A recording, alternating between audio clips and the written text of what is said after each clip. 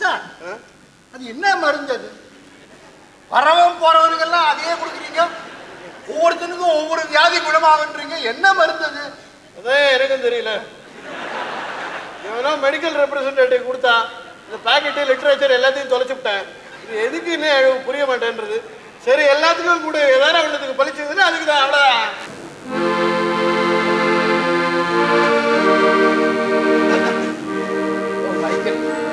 கர்த்தர்களை காப்பாற்றும். மனுஷங்களை நம்புறவங்களால தான் ஆண்டவனை நம்ப முடியும். நீ மனுஷங்களை விரும்ப ஆரம்பிச்சிருக்கு. அடுத்தபடி இதோ இந்த அறியாம பலகை அகற்ற வேண்டிய சந்தர்ப்பத்தை நான் எதிர்பார்க்கிறேன். நான் உங்களை நம்புறதுனால நீங்க நம்புற எல்லா விஷயத்தையும் நான் நம்பணும்னு அவசியம் இல்லைங்க. போய் சொல்ல தெரியாதவனை நான் ரொம்ப விரும்புறேன். நீ கர்த்தரை சாரி அது கூட வேண்டியது. ஏதோ ஒரு கடவுள் இருக்கா நீ நம்பினாதான் எனக்கு திருப்தியாது. ஏனோ எனக்கு அந்த நம்பிக்கை வரலைங்க. கடவுள்னு ஒருத்தர் இருக்கிறதாகவே வச்சுப்போம். நாம ஏங்க அவரை பக்தியோட தொழணும்? கடவுளை காக்கா பிடிச்சா தான் காரியம் நடக்குவாங்க. ஏன் அப்படி நினைக்கிறேன்? அதுக்காக ப்ரே பண்றோம். கர்த்தரோ மற்ற எந்த தெய்வமும் என்ன சொல்லியிருக்காங்க, உன் சுகம் துக்கம் எல்லாத்தையும் என்கிட்ட விடு, நான் பாத்துக்கிறேன்னு தானே சொல்றாங்க. அதாவது உன் சொத்து சுகம் எல்லாத்தையும் என்கிட்ட அடமானம் வச்சிரு அப்படின்னு சொல்ற வட்டி கடைக்கார மாதிரி கடைசியில ஒரு நாள் எல்லாம் ஏலத்துல போய் நாம நடுத்தரவில் நிற்க வேண்டியதுதான். ஒண்ணு தெரிஞ்சுக்கணும், கண்ணை திறந்து பார்த்தா தான் எதுவுமே தெரியும். கண்ணை மூடிக்கிட்டு தான் இருப்பேன்னா எல்லாமே இருட்டாதான். ரொம்ப பொதுப்படையான பேச்சுங்க. இதுக்கு சம்பந்தம் இருக்கிறதாக எனக்கு தோணலைங்க. மத்தவங்க சொல்லி நான் ஆண்டவனை தெரிஞ்சுக்க தயாரா இல்லை. என் அறிவுக்கு எட்டணும், அப்பதான் நம்புவேன். பெத்த தாய் தகப்பன் யாருன்னு மத்தவங்க சொல்லி தெரிஞ்சுக்க வேண்டிய நிலையில இருக்கிற மனித இனத்துக்கு தன் அறிவை பத்தி இவ்வளவு கர்வம் இருக்கிறது ஆச்சரியம் தான். கடவுள் ஒரு அழகான பூந்தோட்டம். நம்பிக்கைங்கிற கண் பார்வை இருக்கிறது யாருமே காட்ட வேண்டும், அவனா பார்த்து. அந்த நம்பிக்கைங்கிற கண் பார்வையில் அது குருடனுக்கு யாராலையுமே காட்ட முடியாது. வாங்க மிஸ்டர் சேனாதன், உங்க குழந்தைக்கு இன்னைக்கு பர்த்டே இல்லை? Yes father. இன்விடேஷன் வாங்க. ஃபாதர் நீங்கள் கண்டிப்பாக பர்த்டேக்கு வந்து அதை நான் வந்து எடுத்து 6 மாதத்துக்கு முன்னால் குழந்தைய நீங்கள் தான் காப்பாற்றி கொடுத்தீங்க. நீங்கள் வந்து குழந்தைய ஆசீர்வாதம் பண்ணாதான் இந்த பர்த்டே பூர்த்தி ஆகும். அங்கே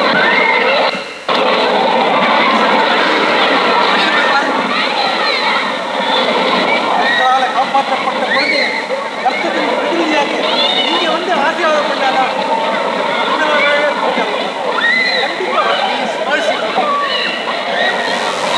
பக்கத்து தெருவில் இருக்கிற காலையில வீடெல்லாம் அப்படியே இடிச்சு விழுந்துக்கிட்டு இருக்குங்க. எல்லா வீடும் அப்படியே இடிச்சு விழுந்துக்கிட்டு இருக்குங்க.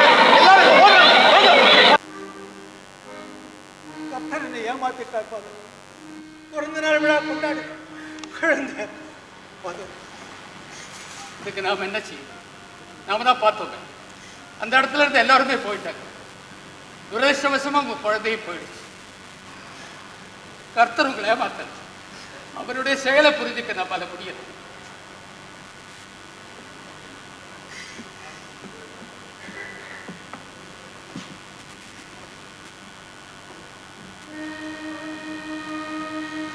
இப்படி பேச உங்களுக்கு வெக்கமா இல்ல?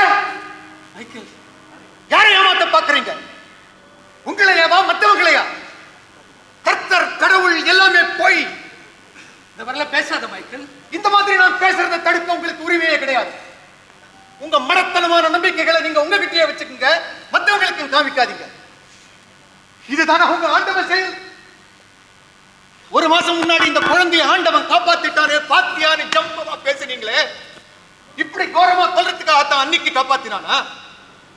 அதை விட இந்த குழந்தையை அன்னைக்கே கொண்டிருக்கலாமே. இந்த மாதிரி அக்கிரமங்களை பண்றவன் கடவுளா இல்ல கசாப்பு கடைக்காரனா? ரத்த வெறி பிடிச்சவனா கடவுள்? கொலைகார பாவி. கடவுள்னு ஒருத்தர் இருந்திருந்தான்னா இந்த குழந்தையை காப்பாத்திருக்கான். கடவுளை நம்ப சொல்றவன் அயோக்கியன், நம்புறவன் முட்டாள்.